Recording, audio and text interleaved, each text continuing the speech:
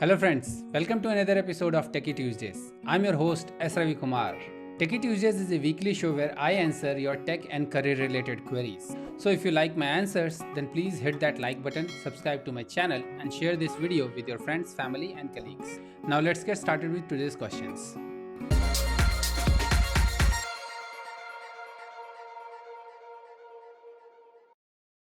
Today's first question is asked by Prince Kakkar. He is asking, will Blazor replace JavaScript? Prince, simple answer is no. Blazor will never replace JavaScript. For those who don't know, Blazor is basically a .NET based single page architecture UI framework for developing web applications.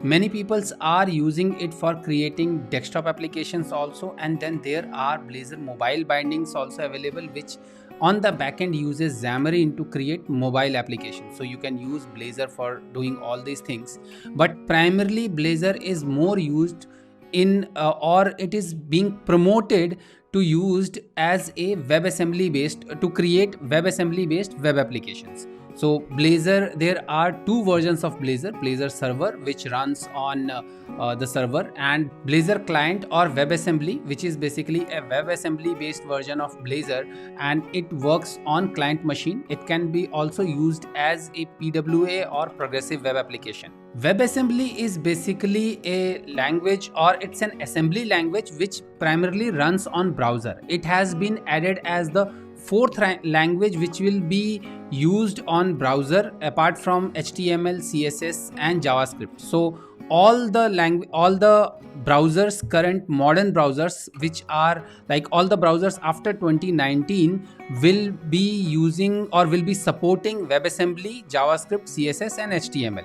So that's the reason the performance of WebAssembly is much more faster than JavaScript. But the challenge here is the DOM or document object model of HTML file is not accessible in WebAssembly. So Blazor is basically a UI framework which gives you output in terms of WebAssembly. At least client side Blazor I am talking about, it gives you output in terms of WebAssembly, and it uses a JavaScript bridge to communicate with the DOM. Okay, so there is, when you create a Blazor application, it uses Blazor. If you are creating Blazor server application, it uses Blazor server.js, and if you are creating Blazor WebAssembly, PWA or any Blazor client application, it uses Blazor.webassembly.js to communicate with the document object model or DOM of your HTML file. But Blazor is not going to replace JavaScript ever. Next question is from Abhay. He's asking, why can't everyone use freelancing as their career?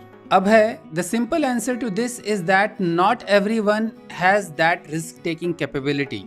So I know freelancing has many benefits, like you can work from home, work from your own place as per your preferred timeline. You can set your own hourly rates. You have great learning values, etc., etc. There are some challenges with freelancing also, that there is no fixed monthly income. You will be getting money on the basis of what kind of job you are doing. If you are doing the job, you will be getting money. If you are not doing the job, you won't be getting the money. Apart from that, there is nothing, no concept of paid leave. You will have to plan your leave in the beginning. You have to earn your money, or you have to save money so that you can take leaves or you can take breaks, etc.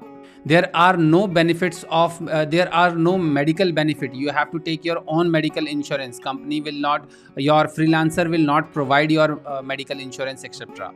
And also, when you are applying for any kind of loans after some time, if you are buying a house, or if you are buying a vehicle, or if you want to take any kind of personal loan or anything, probably most of the time it happens that there are challenges in getting these loans in India for a freelancer especially. And not everybody has that appetite of always being in these kind of stressful situation, or always thinking about that how will I earn next month. There are many benefits of being an employee also, like monthly regular income. You will be getting monthly salary even when you are on bench. You will have fixed working hour, as well as you will be getting paid leaves yearly, monthly also. You will have a social life of friends and colleagues. Many company provides you medical benefits also, like medical insurance and other kind of insurance for your family and yourself. That's the reason many people doesn't like freelancing as a career. They do freelancing when they don't have any other option left. Next question is from Dhivar Manohar. He's asking, I have received two offers from different software companies. One is from an LLP and another one is a private limited company. Which one is better to join as a tester? Manohar, join the company whichever is paying you higher salary. So frankly speaking, it doesn't matter which company you are joining, be it LLP or private limited company. As an employee, what matters more for you is what are your roles and responsibilities, how big is the company, what salary they are giving, and what perks they are giving. It has nothing to a company's type, that whether it is a LLP or it is a private limited company, it doesn't matter much for an employee. So a company's type doesn't matter for an employee. It primarily matter for the company owner and their CAs, etc., because the taxation and other things differ from private limited company to LLP company. So that is the main thing. It doesn't matter for an employee. Your salary structure may vary because they have different component based on their company type. They might be keeping different salary component or like different taxation things. But usually as an employee, if you are falling into some tax bracket, you will be paying that much tax, and it has nothing to do with whether the company is an LLP or private limited company.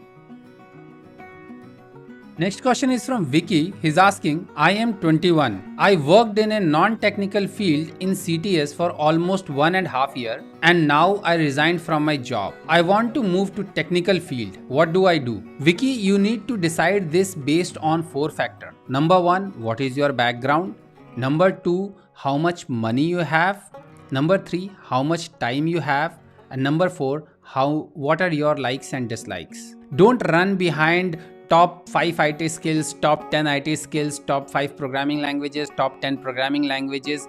Don't run behind these things. Analyze the technologies and jobs based on the factors which I mentioned: your background, your likes and dislikes, money, and time. The technical fields you can go into are either automation testing, DevOps, or programming.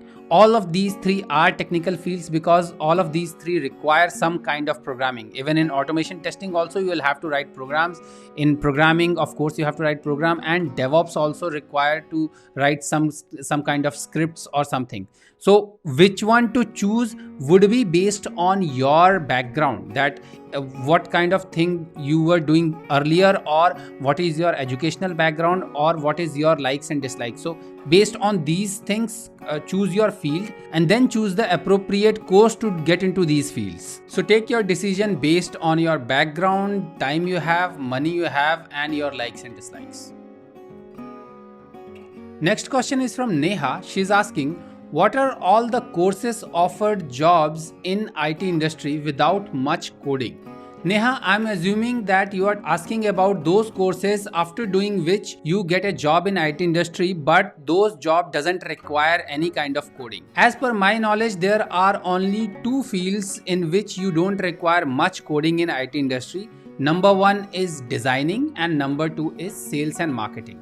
So if you have a creative bent of mind, you are good in identifying colors and color combinations, look and feels, you have a niche for that good UI. So you can get into designing course. You can do a designing course, UI and UX designing, user interface and user experience design. So you can do a course on this thing.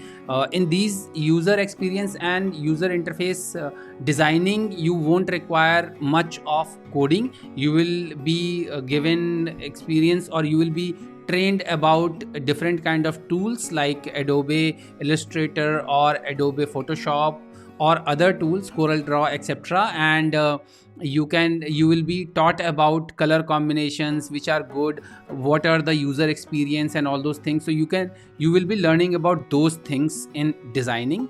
And sales and marketing, as the name suggests, you will have to sell things. So in sales and marketing also, you don't need any coding experience. You can do sales and marketing. So if you have done any MBA in any kind of specialization, so you can do sales and marketing of that particular specialization. So these two fields, that is designing and sales and marketing, doesn't require any kind of coding experience.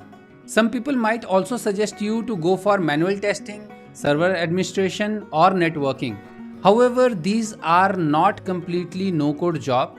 In order to grow your career in these fields, that is networking, server administration, or manual testing, you have to learn coding in future. So if you want to grow your career in server administration or networking, you might need to learn some kind of scripting, so that you can do some kind of automation or run some automated process or something like that. Even manual testing is declining day by day. Many companies are moving towards automated testing. So in order to grow your career as a tester, you need to learn automated testing. Again, in automated testing, you need to learn about robotic process automation, or you might need to learn scripting, or you might need to learn any kind of programming language. So in my opinion, the only no code courses are designing and sales and marketing.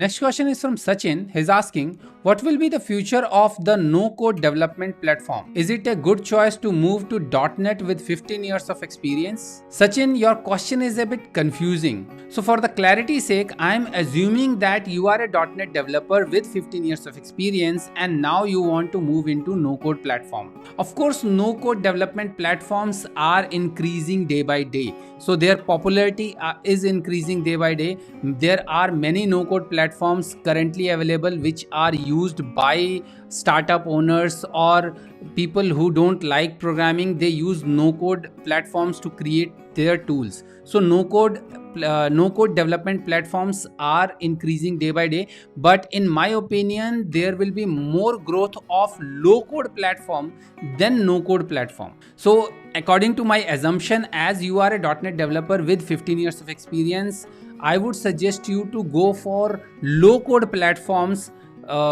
to create applications, or learn about low-code platforms based on .NET framework. A couple of frameworks which comes into my mind are Radzen and Graphite. So Graphite is a no-code platform to create .NET applications, but it is used for .NET web applications, but those .NET web applications are basically .NET based. So .NET standard .NET, regular Windows based .NET web applications. So using Graphite, you can create MVC based application, and it is a low code platform because it gives you the source code, so you can drag and drop and create your UI, and using flowchart and all those things you can create your complete web application using Graphite. It will give you the source code of the application which you can build and run. So that is the benefit of Graphite. So technically it's a low code platform because it's not completely no code. Usually no code platform don't give you source code, they just give you the output. Then similarly, Radzen is also a low code platform. Radzen gives you two UI frameworks to use. You can create UI using Angular, or you can create UI using Blazor, and then it uses entity framework, and it supports various kind of databases like Postgres, MySQL, SQL Server. All these databases it support, so you can create a full-fledged web application using Angular or Blazor using Radzen. So Radzen and Graphite are two low-code tools which, being a .NET developer, will be easier for you to learn and implement. So yes, no-code development tools are growing, but in my opinion, the low-code development tools have more future and more benefits than no-code development tools. So these were my answers to your tech and career related queries in this episode of Techie Tuesdays. If you want your questions to be answered in next episode of Techie Tuesdays, you can DM me your questions with hashtag Techie Tuesdays on any social media platform. All my social media handles are Techie Rathor. I hope you like my answers, and if you like my answers, then please hit that like button, subscribe to my channel and share this video with your friends, family and colleagues. So until my next video, take care, bye bye.